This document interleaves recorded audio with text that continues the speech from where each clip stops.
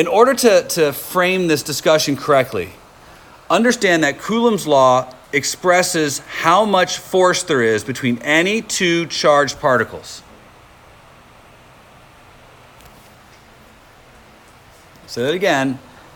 It expresses how much force there is between any two charged particles.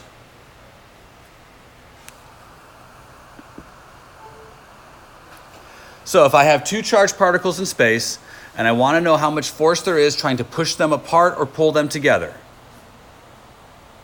Coulombs Law tells us that it's the product of the charges divided by their separation distance squared.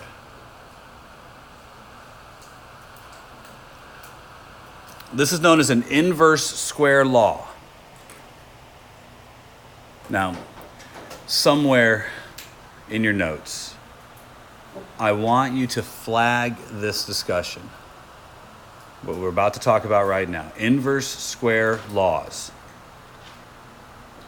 One of the biggest topics that's going to be brought up on the exam is your ability to recognize the way in which different laws look, both graphically and how they behave mathematically.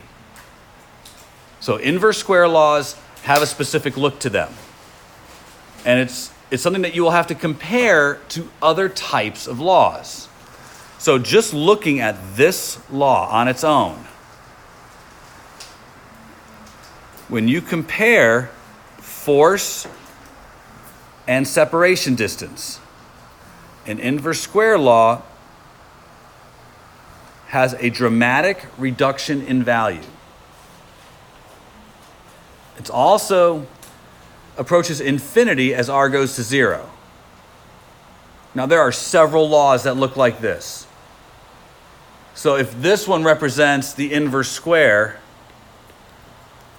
it's important to distinguish it from like an inverse, which does not decay as quickly.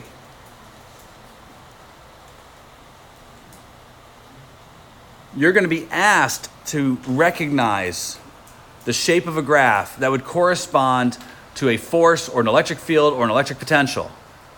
And they will ask you to distinguish between an inverse square, an exponential decay. They will ask about all of those. So when I talk about an inverse square law, you should associate all laws that have that same shape together. This is the first. We're going to see about half a dozen laws that are inverse square relationships.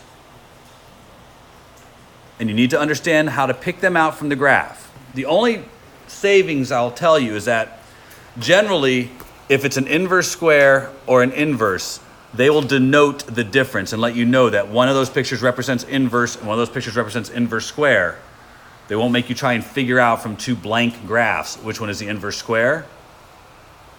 But I bring this up because I will talk about how a specific relationship has an inverse square relationship, with the goal being that you will internalize which relationships are inverse squares, which ones are exponential decays, which ones are inverses. So, Coulombs Law is our first law that we're presenting. Coulombs Law is an inverse square relationship, which means it tailors very rapidly, more rapidly than an inverse. And as the separation distance goes to 0, the force goes to infinity. Now, here's where I'm going to hit. If we're talking about the inside of an atom, that denominator is going to be 1 times 10 to the negative 15th squared, which makes the bottom of this fraction 1 times 10 to the negative 30. It's really, really, really, really, really small. And it's in the denominator, which is going to make this force really big. Now, one of the things you will need to be able to do is rationalize what happens when one of these values changes and how it affects the rest of the system. Inverse square laws are dramatic. Small changes in distance produce huge changes in force. All right, so let's talk about the nuts and bolts of it, though. We are going to use some relatively specific numbers right now in hopes that you'll learn how to use your calculator. And I want to teach you a couple of tricks about how to make this a little bit easier on you. So we are going to talk about inside a helium atom. And we're going to talk about the protons here. So this is going to be one proton. This is another proton. They are separated by 1 times 10 to the negative 15th meters. Since this is a proton, it has a charge of 1.6 times 10 to the negative 16th coulombs.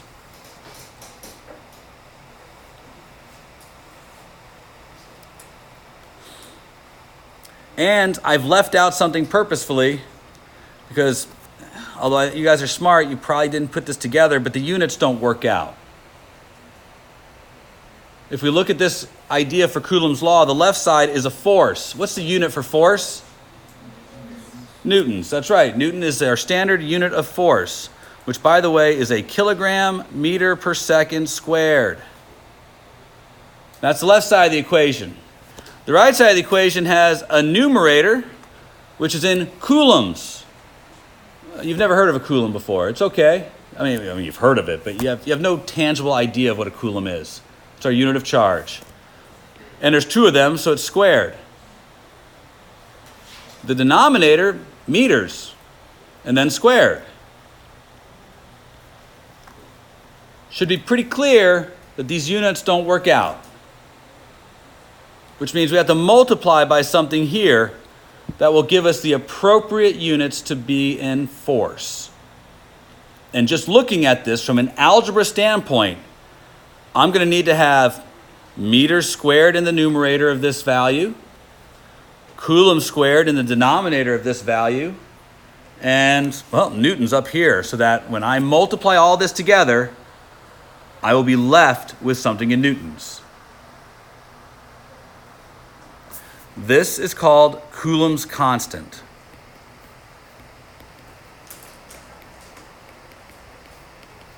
It is a constant of proportionality that allows us to transform the separation distance and size of the charge into a force and put it in the units that we're using. Any constant of proportionality is like this. They're a value that is used to scale our number into our set of units. So if you were doing this in English Standard, you'd have something else here because they would want to end in pounds.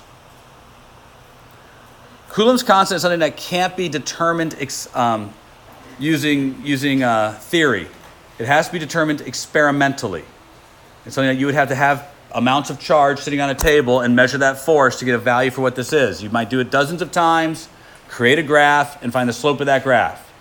So it has to be determined experimentally. We use a lowercase k for this value. And technically, it's 8.99 times 10 to the positive ninth newtons meter squared per coulomb squared.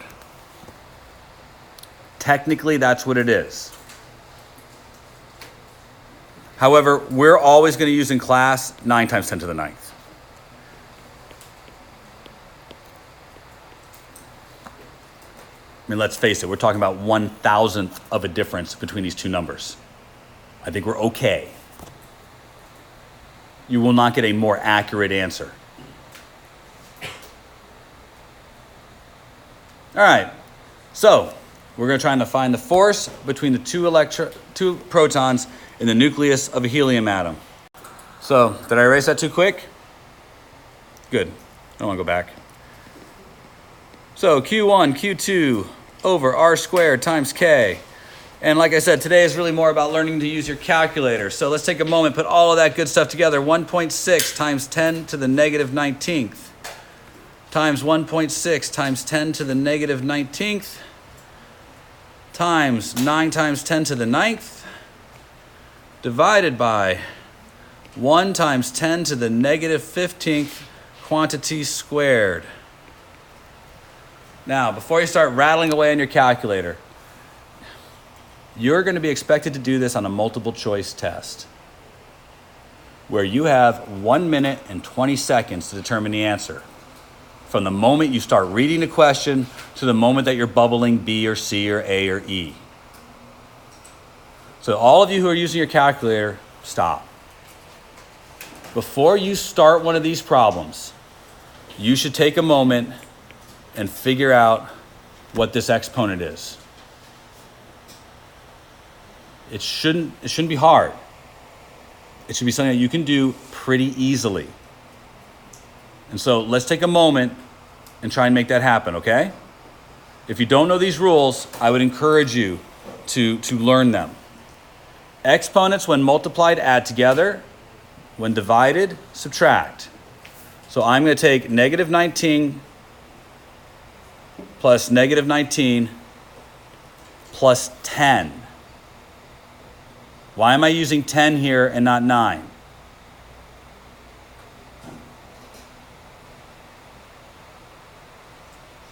Nobody? Come on, somebody's got to be insightful. It's 9 times 10 to the 9th. I'm rounding up for the exponent. 9 times 10 to the 9th is pretty close to 10 times 10 to the 9th, which is 1 times 10 to the 10th. If you want this to work for you, be aware of what the coefficient is out front. If it's closer to 10, increase that exponent by 1. It'll work out better for your estimate. Look, you're going to dump this in your calculator, and it's going to spit out an answer. And it is often very hard to know whether your answer is anywhere near what it's supposed to be. This is going to help a lot. This is my problem with technology. That's been happening, and I don't know why. So, negative 19, negative 38. Plus 10, negative 28. So the top is negative 28. Negative 15 squared, negative 30. Bottom is negative 30. Negative 28 minus negative 30 is 2. I expect my answer to be times 10 to the 2.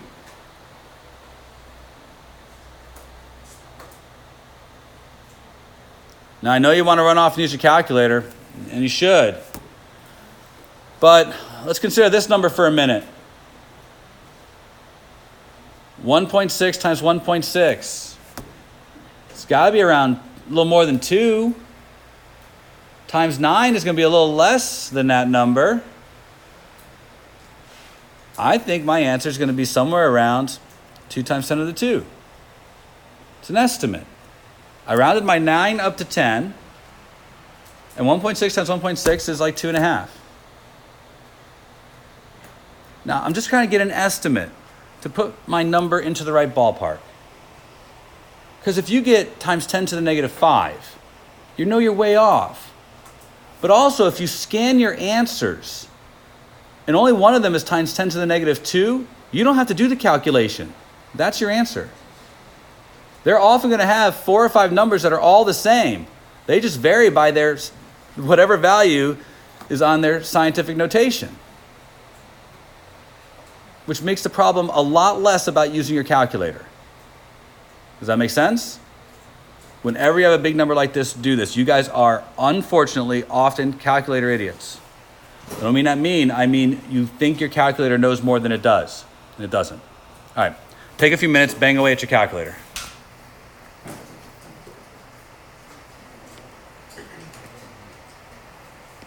If you're not getting it, folks, most of the time it's because you're using your calculator incorrectly. So since only 4 or 5 people verified this number, let's just take one extra minute and talk about a few things you can do to make this better for you. Remember, you don't have the time or the benefit of time. You can't make your calculator a boundary to this. So a few things you can do to make this easier. First, I have 1.6 times 10 to the negative 19th times 1.6 times 10 to the negative 19th times 9 times 10 to the 9th, all on the top part of a fraction. And then I have 1 times 10 to the negative 15th squared in the denominator. Let's make sure you're using your calculator correctly. When you type this in, it should have been 1.6e negative 19. That's what it should look like in your calculator screen. If you used this button, 10 to the x, you're doing it wrong. You have to ignore that button. You will never use it in this class. We never use base 10 exponentials in this class. They never come up. They don't come up in nature. We'll use base e exponentials, but never base 10 exponentials. So this button doesn't get used on your calculator. It is not a replacement for this. So all of you who did that, stop, throw it away. You've got to use, which I believe on most of your calculators is going to require you hitting second. And is it above the comma? Is that where it is? So you got to find that. That's the set of keys you would hit. Now, I don't mean to treat you like an idiot.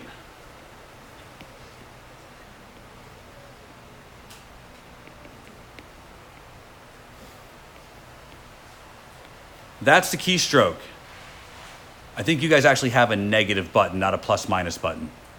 But if you have a Casio, it's a plus minus button. Those are the keystrokes to get this number into your calculator. Now look, I'm not going to dumb it down like this every single time. I'm spending this one time, do it right. And for you guys who are calculator novices, you should multiply the top of your fraction on its own and write it down. Don't count on getting the whole thing in your calculator. Your calculator will do strict order of operations. And it will be very strict, perhaps stricter than you believe it will be. So don't trust that when you hit the divide button, you're going to get everything into your calculator. If you don't believe me, all my students know what I'm about to do. Except for the ones who didn't have me last year, because now you're all my students. I want you to just real quick, on the side of your calculator right now, tell me what, let's go with 6 divided by 2 pi. Put that in your calculator real quick. I know everybody from last year, you get it. Now, cover your calculator screen because you don't want anybody to know that you're the person who can't do this. But 6 divided by 2 pi is a little less than 1. Because 2 times pi is 6.28. And 6 divided by 6.28 should be like 0.8, 0.9. Now, if your calculator doesn't say that, it's not because you did anything, it's not because you're not intelligent, but it does strict order of operations. So if you typed in what most people do, which is 6 divided by 2 pi into your calculator, you told your calculator to divide 6 by 2, got 3, and then multiplied by 3.14, and you got 10. Because your calculator did strict order of operations. Unless you put the parentheses here to tell them that both things are in the denominator, it won't do it. Your calculator is not smarter than you, but you often don't understand how your calculator works. That will lead you to astray on the test. We cannot let our calculators be the reason we don't get a 4. You understand how many multiple choice questions you will get wrong because the person who wrote the test knows this. And instead of testing you on physics, they're testing you on your calculator prowess. Are we clear on that? Comfortable? All right. I hate this review garbage as much as you guys do, but let's go on and try and put a few pieces together. First, in the grand scheme of things, that is not what you're going to be expected to do. That's just knowing how the law works. There are a few other things here that we're going to have to do, and it's harder. It's nomenclature. But the force between these two particles, is it attractive or repulsive? Which means that each particle experiences an identical force but in opposite directions. Newton's third law. The problem is that that's not the intent of Coulombs Law. Coulombs Law, actually to be a law in physics, has to provide us with the vector information as well as the magnitude of the size of the force. It can't just be a law that provides us with the magnitude. So the actual law has to look a little different than what I taught last year. This is the actual law, as would be written in a textbook. It has a few features that are not things you're used to seeing. We need this because we need to act on this law to develop an idea of electric potential in about 3 weeks. And we have to understand increasing and decreasing potential. So mathematically, the reason you learned about vectors is because vectors are actually mathematical constructs. And those mathematical constructs need to have a mathematical foundation. So there's some symbology here that I don't think you know about, and I need to teach it to you. I don't think you learned about it in your Algebra 3 class. Did you guys do unit vector work in your Algebra 3 class? I'm sorry, your pre-calculus class? I'm just going to assume no. Coulombs law is more than just the size of this force. Coulombs law is the direction of the force too, and must produce an answer that is consistent with the direction of that force. Mostly because we're assuming that it's a nice straight line like this. But since Coulombs law only deals with two particles at a time, the moment I start introducing a third particle, you should understand that that force can become quite complicated, and its direction can become very confused very quickly. Our law has to account for the direction of that force as well as the magnitude of that force. But Coulombs law is unfortunately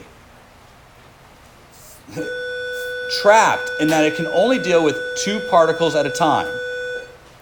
Since r is in the denominator, it cannot tell us direction. And since it's squared, the squaring of a vector eliminates any contribution to the direction in any calculation. So this portion of our law is unable to tell us the direction of the force. We have to add things to the law that help us deal with direction. So tomorrow will be that.